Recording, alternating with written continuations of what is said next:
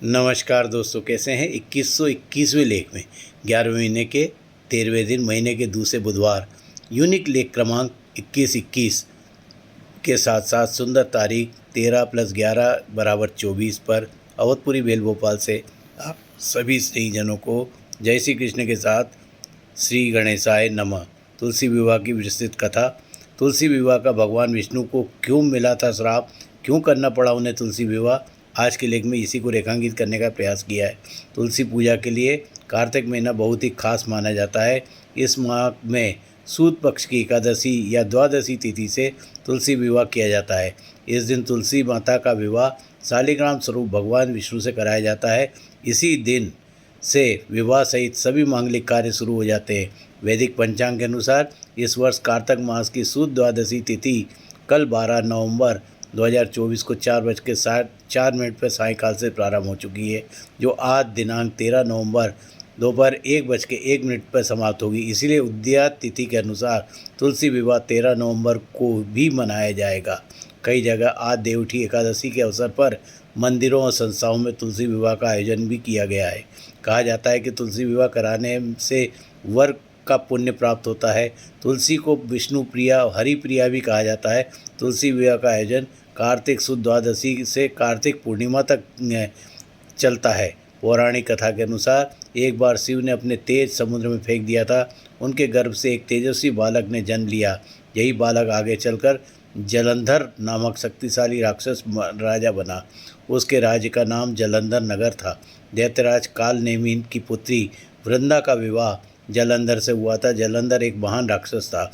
उसने माता लक्ष्मी की प्राप्ति के लिए इच्छा से पराक्रम के लिए साथ युद्ध किया, लेकिन उनका जन्म समुद्र में हुआ था, इसलिए देवी लक्ष्मी ने उन्हें अपने भाई के रूप में स्वीकार कर लिया। अब वह हार कर देवी पार्वती को पाने की इच्छा से कैलाश पर्वत पर गया। यहाँ उसने भगवान शंकर के रूप धारण कर देवी पार्वती के पास पहुँचे, लेकिन पार्वती ने अपने योग बल से उन्हें तुरंत पहचान लिया और माता पार्वती तुरंत ही अंतर्ध्यान हो गई। तब जालंधर ने भगवान विष्णु से युद्ध प्रारंभ कर दिया। देवी पार्वती ने क्रोधित हो गई और भगवान विष्णु से बोली, जालंधर की पत्नी वृंदा बहुत धार्मिक और पतिव्रता महिला थी, इसीलिए जालंधर उसकी पतिव्रता धर्म के बल पर ही अपराजित है। ये अतः वृंदा के पतिव्रत धर्म को नष्ट करने के लिए उनका पति धर्म तोड़ना आवश्यक है। भगवान विष्णु ने ऋषि का अवतार लिया और वन में पहुँचे। वृंदा अकेली उस जंगल में गुजर रही थी कि विष्णु के साथ 2 राक्षस भी थे, जिन्हें देखकर वृंदा डर गई। ऋषि ने वृंदा के सामने ही उन दोनों को तुरंत मार डाला।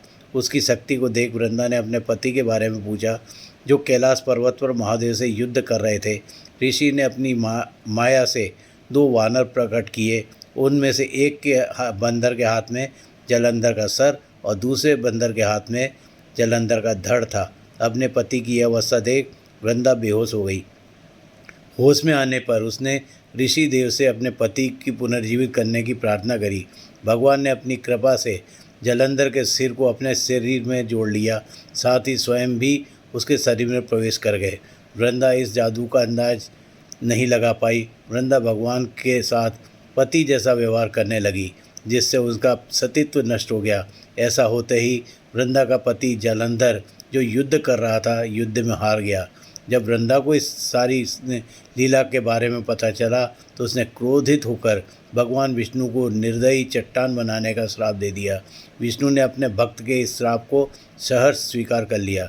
शालिग्राम रूपी शिला से समाहित हो गए। ब्रह्मांड रूपी निर्माण शिला के ब्राह्मण में असंतुलन उत्पन्न हो गया। सभी देवताओं ने भगवान विष्णु से वृंदा के श्राप से मुक्ति दिलाने की प्रार्थना करी। वृंदा ने भी विष्णु भगवान को श्राप को मुक्त कर आत्मदाह कर लिया। जहाँ वृंदा ने आत्मदाह किया था, वहाँ एक तुलसी का पौधा उगाया। भगवान विष्णु ने वृंदा से कहा, हे वृंदा, तुम अपने सतीत्व के कारण मुझे लक्ष्मी से भी अधिक प्रिय हो। अब तुम तुलसी के रूप में सदैव मेरे साथ रहोगी। तब से हर साल कार्तिक मास की देवउठी एकादशी के दिन तुलसी विवाह मनाया जाता है। जो कोई भी मेरे शालिग्राम के रूप में के साथ तुलसी का विवाह करता है, उसे परलोक में प्रचुर सफलता के साथ अपार ऐश्वर्य की उपलब्धि होती है। उसके अलावा तुलसी पर ऐसे आशीर्वाद की वर्षा हुई कि जिस घर में भी तुलसी रहेगी, उस घर में यम के दूत भी समय से पहले नहीं आ पाएंगे। बुधवार तुलसी विवाह की महिमा के साथ लेख के अंत में कहना है, मृत्यु के समय जिसके प्राण मुख में मंजरी और तुलसी तथा गंगा जल लेकर निकलते हैं, वह पापों से मुक्त होकर बैकुंठ धाम पर पहुंच जाते हैं। आप ही साथ ही ऐसी मान्यता भी है, जो व्यक्ति तुलसी और चौलाई की छाया में अपने पितरों को पूजा करता है, उसे पितृ मोक्ष की भी प्राप्ति होती है। आप सभी स्नेही मित्रों को तुलसी महिमा की प्रस्तुति के साथ नमन, वंदन, अभिनंदन एवं श्री गणेशाय नमः के उपरांत नमस्कार।